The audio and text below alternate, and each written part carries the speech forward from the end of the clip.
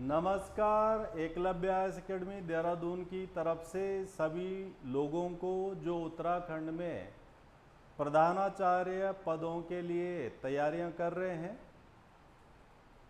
Eklavya IAS academy में पिछले लगभग 3.5 महीने से प्रधानाचार्य पदों के लिए 3 बैचों का संचालन हो रहा है और ये बैच जो है जुलाई अंत तक समाप्त हो जाएंगे। बहुत ज़्यादा और क्वेरियाँ इसके लिए हो रही थी, इसीलिए जो है एकलव्य आईएएस एकेडमी में अगस्त महीने से अब फिर से नया बैच शुरू किया जा रहा है।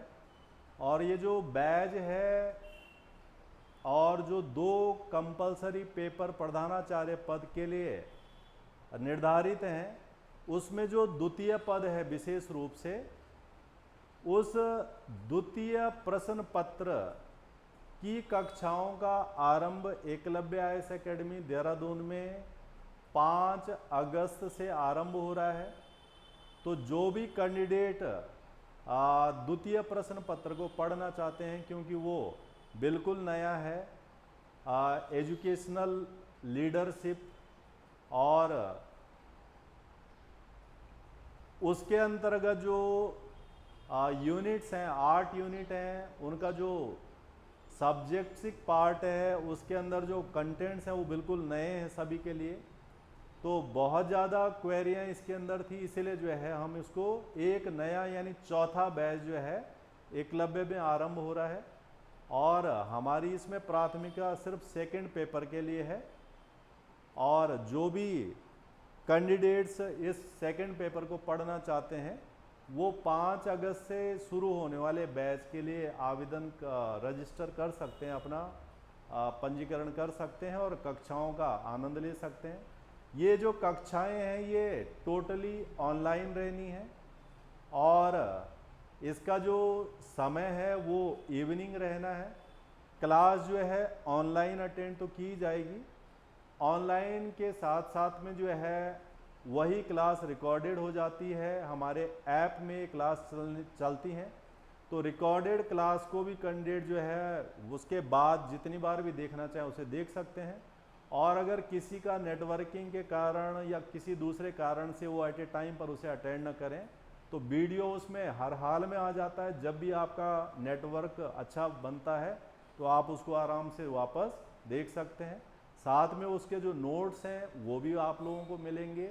और इसके अलावा जो है हर हफ्ते फिर उसमें टेस्ट भी होता है जो पढ़ाया जाता है मंडे टू फ्राइडे, तो वो टेस्ट भी जो है ऑनलाइन जो है उसके अंदर उपलब्ध रहेंगे। तो इसमें हम एक यूनिट को डिस्कस कर रहे हैं सेकंड पेपर की, और ये है इसमें 7th यूनिट, जिसमें जो है शैक्षिक संस्थानों में वित्त प्रबंधन, financial management in educational institution, ये हमारी एक 7th यूनिट है सेकंड पेपर की। इसको हम थोड़ा डिस्कस करेंगे। इसके अंदर कुल मिला के 20 प्रश्न होने हैं वित्त प्रबंधन से जुड़ा हुआ, और अंक हो जाने इनके 40। तो इस 7th यूनिट के अंतर्गत जिसमें वित्त प्रबंधन से जुड़े प्रश्न आएंगे, इसमें 5 सब यूनिट्स हैं। 5 सब यूनिट्स का मतलब है इसके अंदर जो है 5 उप इकाइयाँ हैं। उन 5 हिस्सों से हमें क्वेश्चनों को तैयार करना होता है। तो कौन कौन सी है इसके अंदर? जैसे इसके अंदर जो है शैक्षिक वित्त का अर्थ एवं प्रकृति और प्रभावित करने वाले कारक इसके अंदर कौन कौन से हैं।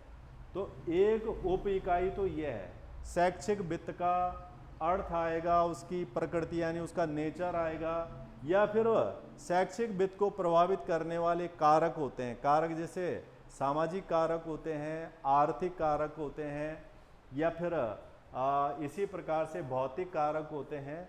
वो सारे फैक्टर्स हम इसके अंदर डिस्कस करेंगे।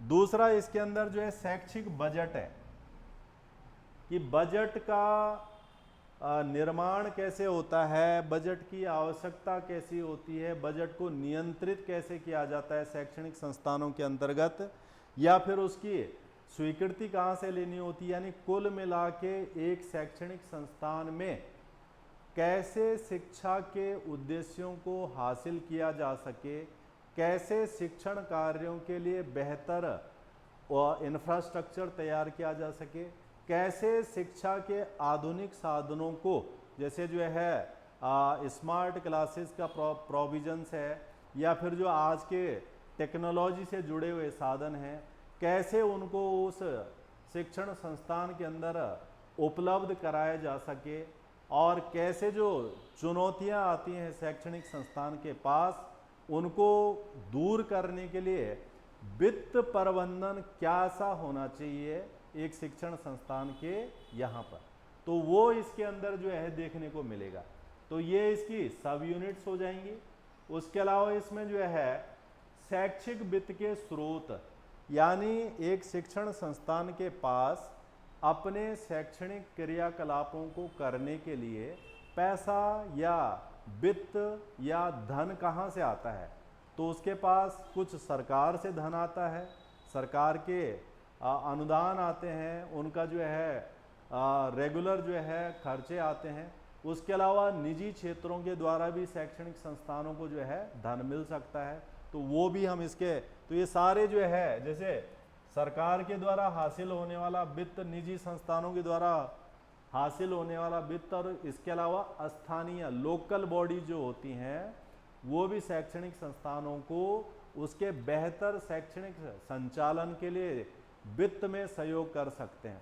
तो वो सारे चीज़ें हमने इसके अंतर्गत समझनी है, पढ़नी है कि क्या क्या इसके अंदर है। इसके अलावा इसमें सहायता अनुदान की प्रणालियाँ क्या क्या हैं, यानी जो एक एजुकेशनल इंस्टीट्यूशन को फंडिंग होती है, पैसा मिलता है, उसके स्रोत कौन कौन से होते हैं, सोर्सेज क्या क्या हैं, और उसके प्रणालियाँ क्या हैं। तो जैसे हम देखते हैं कि राज्य के द्वारा जो है फंडिंग होती है, उसके अलावा जो है कई ऐसी स्थानीय संस्थान हैं जो है एक शैक्षणिक संस्थान को अनुदान दे सकते हैं, उनकी वितरण प्रणाली कैसे होती है ये इसके अंदर रहना है। और इसके अलावा जो है वित्त प्रबंधन में प्रधानाचार्य की भूमिका, क्योंकि वो शैक्षणिक संस्थान का मुखिया है, प्रबंधक है और समस्त कार्यों को संचालित करने वाला एक समन्वयक भी है। तो इस प्रकार से एक शैक्षणिक संस्थान के अंतर्गत प्रधानाचार्य की भूमिका सबसे महत्वपूर्ण है, और उसी की भूमिका के द्वारा वित्त प्रबंधन बेहतर भी हो सकता है, और अगर कमियां आ जाएं तो खराब भी हो सकता है। कुल मिला के शैक्षणिक संस्थानों में वित्त प्रबंधन के अंतर्गत 7th यूनिट के अंदर ये 5 उपखंड इसके अंदर पढ़े जाने हैं। अब हम इसके अंदर जो है एग्जैक्टली कुछ पोर्शनों को जो है बात कर लेते हैं कि शैक्षणिक संस्थानों में वित्त प्रबंधन है क्या, what is the financial management in educational institutions. तो जब हम जो है वित्त प्रबंधन को देखते हैं तो क्या चीज़ है ये, किसी भी संगठन के अंतर्गत, किसी भी देश के अंतर्गत, किसी भी राज्य के अंतर्गत, या फिर हमारे व्यक्तिगत जीवन के अंदर वित्त प्रबंधन एक महत्वपूर्ण कार्य माना जाता है। हम देखते हैं कि भारत सरकार हो गया, राज्य सरकार हो गया, स्थानीय सरकारें होती हैं, नियमित रूप से हर साल बजट लाती हैं, संविधान में भी इसका उल्लेख है। तो बजट के बिना तमाम प्रकार के कार्यों को संचालित करना मुश्किल है। तो बजट या वित्त प्रबंधन बहुत महत्वपूर्ण गतिविधि के अंदर आता है। तो वित्त प्रबंधन हम एक महत्वपूर्ण कार्य मान सकते हैं, और किसी भी शैक्षणिक संस्थान में अगर हम शैक्षणिक उद्देश्य हासिल करना चाहते हैं, जैसे हम यानी स्कूल चाहता है कि वहाँ पर जो है शिक्षा बहुत बेहतर ढंग से जो है प्रदान की जाए, विद्यार्थियों को तमाम प्रकार की सुविधाएं उपलब्ध हों, जैसे कक्षा उनके पास उपलब्ध होनी चाहिए, या फिर कक्षा के अंतर्गत जो बाकी इंफ्रास्ट्रक्चर है, बैठने की कुर्सियां होनी चाहिए, बोर्ड होना चाहिए, पंखा होना चाहिए, बिजली होना चाहिए, हवा पानी के लिए अच्छा जो है साधन होना चाहिए। और इसके अलावा जो तकनीकी के जो साधन आज की डेट में हैं, जिनके माध्यम से शिक्षा को और सरल सुगम और उपयोगी बनाया जाता है, वो सब कुछ चाहिए, तो तब वित्त प्रबंधन मुख्य रूप से बेहतर ढंग से करना आवश्यक है। साथ में जो है ये जो वित्तीय संसाधन होता है, इनका अगर हम ये चाहते हैं कि इफिशिएंट ढंग से उपयोग हो, प्रभावशाली और कुशल ढंग से प्रयोग हो, तो फिर उनका आवंटन भी जो है ठीक ढंग से करना पड़ेगा कि किस कार्य को हम पहले प्राथमिकता दे करके उस कार्य के लिए जो है वित्त का आवंटन कर दें, क्योंकि सभी कार्यों के लिए एक ही समय पर पर्याप्त प्रकार का वित्त संभव नहीं है। इसीलिए जो है प्राथमिकताएं निर्धारित की जाती हैं कि क्या प्रायोरिटी हमारी होनी चाहिए अभी इस कार्य के अंतर्गत करने की। तो आवंटन करना, उसका उपयोग कर सुनिश्चित करना, ये कुल मिला के वित्त प्रबंधन के स्वरूप में है। और प्रभावी वित्त प्रबंधन के लिए केवल संस्थान की परिचालन आवश्यकताओं का समर्थन इसके द्वारा हासिल हो जाता है, बल्कि इससे एक शैक्षणिक संस्थान के द्वारा रणनीतिक योजना भी बनाई जा सकती है।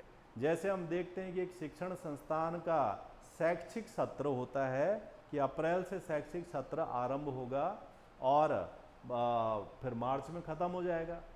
तो एक स्कूल अपने शैक्षिक सत्र के अंतर्गत लक्ष्य क्या क्या रख रहा है, क्या वो अपने रिजल्टों को अच्छा बनाना चाह रहा है, क्या वो जो है सांस्कृतिक गतिविधियों में अपने विद्यार्थियों को बहुत बेहतर अवस्था में लाना चाहता है, क्या वहाँ पर जो खेल गतिविधियाँ हैं वो जिले स्तर पर, राज्य स्तर पर, राष्ट्रीय स्तर पर, अंतर्राष्ट्रीय स्तर पर विद्यार्थियों को तैयार करना चाहता है। ऐसे तमाम क्रियाकलापों को करने के लिए शैक्षणिक संस्थान को ये पूर्व उद्देश्य निर्धारित करने पड़ेंगे और ऐसे पूर्व उद्देश्यों के लिए संस्थान के पास वित्त उपलब्ध होना चाहिए। और ये वित्त तभी किया जा सके जब वित्त प्रबंधन की व्यवस्था की जा सके। तो शैक्षणिक संस्थानों में वित्त प्रबंधन के महत्व को इस आधार पर निर्धारित किया जा सकता है। वित्त प्रबंधन कुल मिला के एक प्रकार का दस्तावेज है, डॉक्यूमेंट है ये। जैसे हम कहते हैं कि बजट एक दस्तावेज है जिसको भारत के वित्त मंत्री के द्वारा, राज्य के वित्त मंत्रियों के द्वारा और तमाम प्रकार के संगठनों के वित्त अधिकारियों के द्वारा, एक स्कूल में प्रधानाचार्य के द्वारा तैयार किया जाने वाला दस्तावेज है, ताकि वो अपने संगठन के लिए पूर्व रणनीतियों का निर्धारण कर सके। तो बजट हमेशा अनुमानित बनाए जाते हैं, यानी आगे के लिए बजट बनाए जाते हैं वर्तमान में। तो ये भी एक तरह का दस्तावेज है। तो इसमें करना क्या है, शैक्षिक वित्त का अर्थ क्या है, क्योंकि हर संगठन को अपने उद्देश्य स्पष्ट करने पड़ेंगे। इसकी प्रकृति क्या है, नेचर क्या है, शैक्षिक वित्त पोषण को प्रभावित करने वाले कारक कौन कौन से हैं, कौन कौन से वो फैक्टर हैं जो इसको घटाने और बढ़ाने में जो है भूमिका निभा सकते हैं, और शैक्षणिक संस्थानों में वित्तीय संस्थानों का प्रबंधन कैसे करना है। ऐसी तमाम बातें जिस चीज के अंदर होंगी उसे हम कहेंगे वित्त प्रबंधन का दस्तावेज। तो हम यहां से ये निष्कर्ष निकाल सकते हैं कि सर्वोत्तम वित्त प्रथाओं की पड़ताल अगर करनी है कि बढ़िया तरीका क्या हो सकता है, बेहतर परंपरा क्या हो सकती है, बढ़िया संसाधन क्या हो सकता है, ऐसे चीज़ों का अगर हमें समझना है तो तब हमें वित्त प्रबंधन को जो है सुनिश्चित करना होता है, ताकि संगठन अपने तमाम प्रकार के लक्ष्यों को पूरा करने में सफल हो सके। अब अगर हम इसके मीनिंग पे आए कि what is education, what is financial management in educational institution, तो वित्त, शैक्षिक वित्त का अर्थ क्या है, इसका मीनिंग क्या है। तो जब हम इसके अर्थ के ऊपर जाएंगे तो हम क्या देखते हैं, शैक्षिक संस्थानों में धन का प्रबंधन कैसे करना है, मनी मैनेजमेंट। ये संगठन हर किसी प्रकार के संगठन की बात कर रहा है। हालांकि हम यहाँ पर जो है प्रधानाचार्य के पद के सिलेबस को समझ रहे हैं, तो फिर हम यहाँ शैक्षणिक संस्था की बात करेंगे। तो शैक्षणिक संस्था में धन प्रबंधन कैसे होना है, क्योंकि प्रबंधन का मतलब ये है कि कम धन उपलब्ध होने पर भी उसका प्रबंधन ऐसे करना है कि कोई आवश्यक कार्य रुके नहीं, शैक्षिक क्रियाकलाप बाधित न हो, फंड बाधा न पैदा करे कि जो है शैक्षणिक कार्यों को हम आगे नहीं बढ़ा सक रहे हैं, वही तो जो है प्रबंधन है। तो शैक्षणिक संस्थानों में धन प्रबंधन, वित्तीय संसाधनों का अधिग्रहण करना, अधिग्रहण मतलब हासिल करना, फिर उनको बांटना कि किस कार्य के लिए पहले कितना खर्च करना है और उनका उपयोग सुनिश्चित करना, ये भी इसके अर्थ के अंदर शामिल है। इसके अलावा इसमें बजट बनाना, उसका लेखांकन करना, वित्तीय रिपोर्टिंग बनाना, वित्तीय चीज़ों पर नियंत्रण करना, ये तमाम कार्य भी इसके अंदर क्या रहेंगे, शामिल। और ऐसे जैसे हम भारत में जो है बजट देखते हैं कि जो है उसे बजट को पहले तो बनाया जाता है, उसे बनाने में 5-6 महीने लगते हैं, फिर फरवरी में उसे लाते हैं, फिर उस पर जो है तमाम प्रकार की चीज़ें चलती हैं पूरे साल भर। अंत में जो है उसका अकाउंटिंग भी होता है, ऑडिटिंग भी होता है, भारत में CAG के द्वारा उसका आंकलन भी किया जाता है। और इस प्रकार से एक बेहतर परंपरा क्या हो सकती है वित्त प्रबंधन के लिए, जो किसी भी देश संगठन के सर्वोत्तम विकास के लिए आवश्यक माना जाता है। तो वही चीज़ यहाँ पर है कि एक शैक्षणिक संस्था, तमाम स्कूल हैं, सभी स्कूलों में एक जैसी प्रगति शिक्षा, सांस्कृतिक और ये फिजिकल गतिविधियों की नहीं होती है।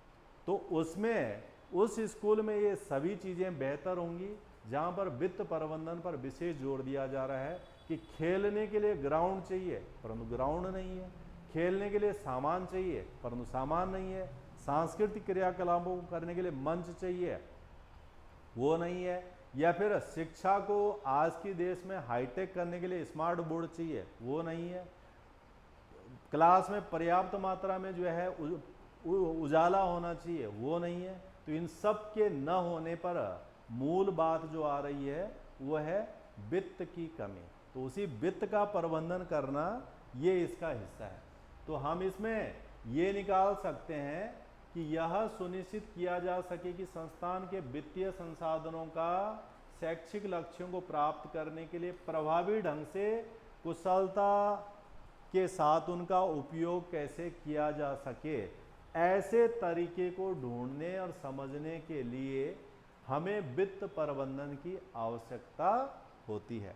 तो ये वित्त प्रबंधन जो है इसके अंतर्गत आ जाएगा। अब ये जो शैक्षिक वित्त है, इसका जो प्रकृति है, इसका जो नेचर है, ये कई स्वरूपों में हमें देखने को मिल सकता है कि ये कहाँ से आना है, कौन कौन से इसके स्रोत होने हैं। ये जो वित्त मैनेजमेंट किया जाता है, क्या शैक्षणिक संस्थान इसलिए संस्था को चलाते हैं कि पैसा कमाना है, या इसलिए चलाते हैं कि नहीं नहीं हमें गुणवत्तापूर्ण शिक्षा प्रदान करनी है, देश का भविष्य अच्छा बनाना है, समाज को शिक्षित करना है, ऐसा इनका लक्ष्य रहता है, या फिर इसके संचालन के लिए, प्रबंधन के लिए कोई नियम है, कानून है, प्रावधान है वो। और ये जो वित्त खर्च करना पड़ता है, निवेश करना पड़ता है, क्या ये शॉर्ट टर्म इन्वेस्टमेंट का हिस्सा होता है या लॉन्ग टर्म इन्वेस्टमेंट का हिस्सा होता है। ऐसे तमाम पहलुओं को अगर हम समझेंगे तो तब हम समझ सकते हैं कि शैक्षणिक संस्थान में वित्त प्रबंधन की प्रकृति क्या है, नेचर क्या है। तो इसके अंदर हम पहले नेचर में आएंगे, सार्वजनिक और निजी फंडिंग। शैक्षणिक जो संस्थान हैं उनको पैसा कहाँ कहाँ से मिल रहा है। तो पहला पैसा मिलता है उन्हें सरकार के माध्यम से, जिसको हम कहते हैं सार्वजनिक फंडिंग। तो सार्वजनिक फंडिंग में जो है सरकार के द्वारा आवंटन जो उनको किया जाता है, चाहे वो भवन बनाने के लिए हो, या फिर कंप्यूटर खरीदने के लिए हो, या फिर जो है टीचरों की सैलरी के रूप में हो, सहायक स्टाफ की सैलरी के रूप में, तमाम प्रकार का पैसा संस्थानों को सरकार से आता है। उसके अलावा किसी चीज़ के लिए अनुदान भी आ सकता है, सब्सिडी भी आ सकती है। तो एक तो सरकार के द्वारा प्राप्त होने वाला वित्त हो गया शैक्षणिक संस्थानों के लिए। दूसरा जो है निजी फंडिंग, प्राइवेट फंडिंग। अब बहुत सारे स्कूल ऐसे होते हैं जो कई प्रकार की गतिविधियों के लिए दूसरे स्रोतों से भी जो है फंड हासिल करते हैं। इसमें जैसे ट्यूशन फीस ही होती है, जैसे प्राइवेट स्कूल जो होते हैं वो ट्यूशन फीस लेते हैं, यानी फीस लेते हैं बच्चों से। सरकारी स्कूलों में तो ऐसा नहीं किया जाता है। उसके अलावा जो है दान मिलता है, कई सारी ऐसी संस्थाएं हैं, लोग हैं जो दान दे देते हैं अपनी संपत्ति को शिक्षण संस्थानों को। तो ये शिक्षण संस्थान का प्रयास होता है, वो कितना प्रयास कर रहा है इस तरह के दान को हासिल करने के लिए। या बहुत सारे कॉरपोरेशंस हैं, बड़े बड़े उद्योग घराने हैं जो शैक्षणिक संस्थानों को डोनेशन करते हैं। वहाँ पर कभी जो है वो कंप्यूटर के लिए डोनेशन दे देंगे, कभी जो है वो किसी भवन को बनाने के लिए डोनेशन कर देंगे। कई बार अभिभावक लोग जो है दान दे देते हैं कि मेरी तरफ से, पेरेंट्स दे देते हैं, कोई बच्चा वहाँ से सफल हो गया, अच्छी जगह पर चला गया, वो दे देते हैं। तो ये स्रोत भी जो है संस्थान के पास वित्त के फंड के रूप में माने जाएंगे। तो पहला प्रकृति हो गया इसका ये सार्वजनिक और निजी फंडिंग। दूसरा इसका हिस्सा है कि जो ये शिक्षण संस्थान होते हैं गैर लाभकारी अभिविन्यास के रूप में, नॉन प्रॉफिटेबल इंस्टीट्यूशंस के तरह काम करते हैं। यानी शिक्षण जो संस्थान है तमाम प्रकार के, उनके बारे में ये माना जाता है कि उनका उद्देश्य पैसा कमाना नहीं। तो जब लक्ष्य ये नहीं है तो कुल मिला के जो भी धन मिला वो जो है संसाधनों पर, इंफ्रास्ट्रक्चर पर, सुविधाओं को बढ़ाने पर खर्च किया जा सकता है। तो ये भी देखा जाता है कि जो पब्लिक स्कूल हैं, प्राइवेट वाले हैं या विश्वविद्यालय हैं, ऐसे तमाम कई संस्थान हैं जो इस उद्देश्य से, ये भी एक प्रकृति है वित्त प्रबंधन के अंदर कि संस्थान अगर लक्ष्य ऐसा रख रहा है तो फिर निश्चित रूप से वहाँ पर भी सहूलियत हो जाएगी वित्त के प्रबंधन को करने में, क्योंकि वहाँ पर बहुत ज़्यादा पर्सनल खर्चे नहीं आएंगे। इसके अलावा जो है नियामक ढांचा, रेगुलेटरी स्ट्रक्चर, किसी भी चीज़ को संचालित करने के लिए नियम, कानून, प्रावधान होते हैं, तो वो भी इसके वित्त से जुड़े होते हैं। जो शैक्षिक वित्त सरकारी अधिकारियों और शैक्षिक निकायों द्वारा निर्धारित विभिन्न नियमों और नीतियों के अधीन आता है। क्योंकि जब सरकार के द्वारा शिक्षण संस्थानों के लिए धन आवंटन होगा तो उस पैसे का प्रयोग कैसे करना है, भवन कितने से बनाना है, कंप्यूटर कितने से लाने हैं, स्मार्ट बोर्ड कैसे लाने हैं, स्टेशनरी कैसे लानी है, मिड डे मील कैसे बांटनी है, किताबें कैसी देनी है, बैग बस्ता कैसे लाना है, वो सारा पहले से निर्धारित होता है। तो वो भी इसकी एक प्रकृति है कि किस प्रकार से जो है ये धन का, वित्त का प्रबंधन होना है। इसके अलावा इसमें है दीर्घकालिक निवेश, लॉन्ग टर्म इन्वेस्टमेंट। जब एक शैक्षणिक संस्थान को शुरू किया जाता है तो उसके अंदर जो निवेश करना होता है ये शॉर्ट टर्म का नहीं है, एक लंबे समय की योजना इसके लिए बनानी होगी, तभी जाके वो संस्था एक लंबे समय तक सेवाएं दे सकेगी और उसके माध्यम से कई विद्यार्थियों को लाभ होता रहेगा। तो जैसे इंफ्रास्ट्रक्चर डेवलप्ड करना है, यानी बिल्डिंग बनानी है, या फिर उसके अंदर जो है अन्य प्रकार के सुविधा युक्त चीज़ें शामिल करनी है, टेक्नोलॉजी वाले उपकरण लाने हैं, या फिर फैकल्टियों को अपॉइंट, टीचरों को लगाया जाना है, ट्रेनिंग दिया जाना है, ये कोई शॉर्ट टर्म काम नहीं। तो ये भी वित्त के प्रबंधन की क्या है, प्रकृति। तो ये सारी चीज़ें, बुनियादी ढांचा, संकाय, पाठ्यक्रम, सब ये चीज़ें शामिल होंगी। और इसके अलावा एक और प्रकृति ऐसी, हितधारकों की भागीदारी। हितधारकों की भागीदारी का मतलब है participation of the stakeholder. एक जो शैक्षणिक संस्था है, उस शैक्षणिक संस्था को जब चलाया जाता है तो उस संस्था को चलाने के संबंध में कई सारे लोगों का उसके साथ जुड़ाव है। जैसे सरकार जो इतना पैसा दे रही है उसको चलाने के लिए, उनका वहाँ से संबंध है, जो बच्चे वहाँ पढ़ रहे हैं उस स्कूल में उनका वहाँ से संबंध है, जिनके बच्चे पढ़ रहे हैं यानी अभिभावक, उनका उससे संबंध है, जो लोग दान दे रहे हैं, डोनेशन कर रहे हैं उस स्कूल का, उनका उनसे संबंध है। तो ऐसे तमाम स्टेक होल्डरों को भी वित्त के परिप्रेक्ष्य में जो है जोड़ना, समझना, इन्फॉर्म करना होता है। और उसके बाद जो है उस शैक्षणिक संस्थान के वित्त प्रबंधन में सहूलियत आएगी, फायदा होगा, लाभ ज़्यादा होगा, और फिर संस्थान अपने शैक्षणिक उद्देश्यों को ज़्यादा बेहतर ढंग से जो है अचीव कर सकता है। इन सारे चीज़ों को हम कह सकते हैं शैक्षणिक वित्त की प्रकृति। इसमें सार्वजनिक निजी फंडिंग, गैर लाभकारी अभिविन्यास, नियामक ढांचा, दीर्घकालीन निवेश और हितधारकों की भागीदारी। तो इस प्रकार से हम इन टॉपिकों को एकलव्य आईएएस एकेडमी देहरादून में पढ़ेंगे और बहुत सारा जो इन टॉपिकों का, यूनिटों का जो हिस्सा है वो कक्षा में ही काफ़ी कुछ हमारा कवर होने का जो है प्रयास है, और वीडियो देखने से ही जो है बहुत ज़्यादा लाभ हो जाएगा। बाकी थोड़ा बहुत चीज़ें जो है रिटर्न नोट्स मिलेंगे उसके अंदर, तो उसके द्वारा वो पूरा हो जाएगा। तो तमाम वो कैंडिडेट्स जिन्हें जो है सेकंड पेपर के लिए कक्षाएं ज्वाइन करनी है एकलव्य आईएएस एकेडमी में, 5 अगस्त से शुरू होने वाली कक्षाओं के अंदर वो अपना रजिस्ट्रेशन करा सकते हैं और इसका लाभ भी ले सकते हैं, जिसमें ऑनलाइन क्लास है, साथ साथ में रिकॉर्डेड वीडियो सुविधा है, और प्लस उसमें प्रिंटेड नोट्स पीडीएफ के रूप में उपलब्ध रहेंगे, और पूरे हफ्ते की पढ़ाई का लास्ट में यानी शनिवार को ऑनलाइन टेस्ट भी उसके साथ में जुड़ा रहेगा। तो आज के लिए इतना ही, फिर मिलते हैं। धन्यवाद, नमस्कार।